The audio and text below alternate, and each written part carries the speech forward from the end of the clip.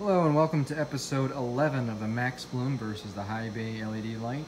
Today in this video I'm not going to be talking about too much as far as plant growth other than the fact that they have grown so much in such a short time. That's about the only thing I'm going to say in this video about the plants. This video is going to be talking about the lights, the wattage, and the par level at the plant canopy. And more specifically talking about the two par meters that I have. A lot of you who've been following my channel and been watching my videos as far as horticultural related things go, I've been using a Hydrofarm par meter. However, I also now have an Apogee MQ500. And if you know what that light meter is, it is their Apogee's newest meter, and it is calibrated for LEDs, and it has a very, very low percentage of error rate across the board with any kind of light testing.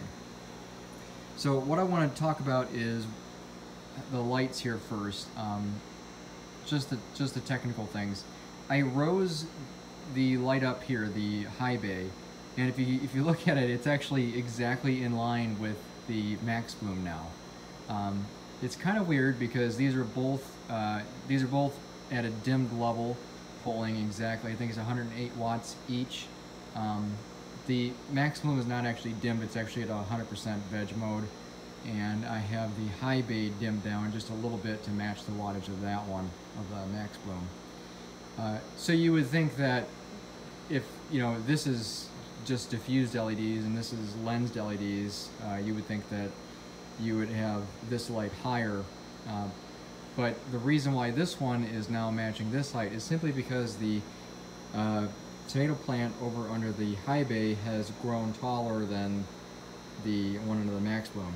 So I naturally had to raise this light up to make sure the par level would match on both sides. It wouldn't be fair if this is growing taller and is getting a little more light intensity at the canopy than that one.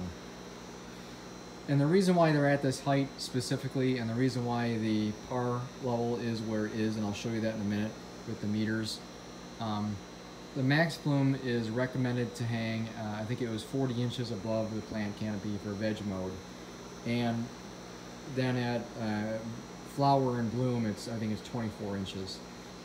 They should be closer, technically speaking, because right now, as you'll see on the meters, that both the plants are receiving around 340 micromoles of light at their canopies. Now that's a little bit low for the par level at the veg stage that they're in. So it should be a little bit higher than that. However, as they grow taller, they will reach the more intense levels as they get to be a larger plant. So that's not really a big problem. In most cases, I would normally have the lights lower to get a higher light intensity at the canopy, but in this situation, I'm just following the directions for this light and then basing everything else off of that light that I'm doing. So now if you look at the B-roll I have here, now normally you would think a par meter such as a Hydrofarm would have an error rate or an inaccurate reading when you're testing red and blue LEDs. But this MaxBloom here doesn't just have red and blue, it has different color temperature ones, green and white, and a few other colors in there that aren't just red and blue LEDs.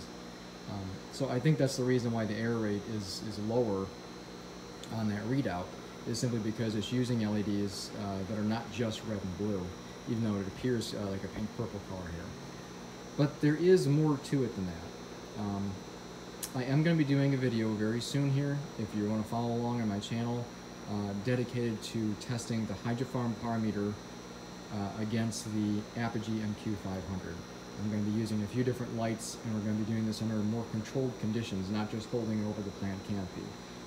I know a lot of people are going to say that that's not a scientific method, all that stuff. Yes, I understand that. Most people aren't getting out their rulers and taking light readings at their plant canopy. It varies down to the millimeter. That's just not how people do it. So I'm going to be doing it on a flat surface, and everything's going to be identical, and it's all going to be done properly. But just for this video, just for the sake of doing what most people would do with a meter, which is just hold it at the plant canopy and testing it, it's actually fairly surprising in how reliable the Hydrofarm par meter is. However, there is a lot more to it, as I said, and the Apogee is going to come out on top, and you'll see why if you follow along and watch that video. So that's about it for this episode. Any questions, comments, leave them below. I'd like to hear from you what your thoughts are. So we'll see you in episode 12. Thanks for watching.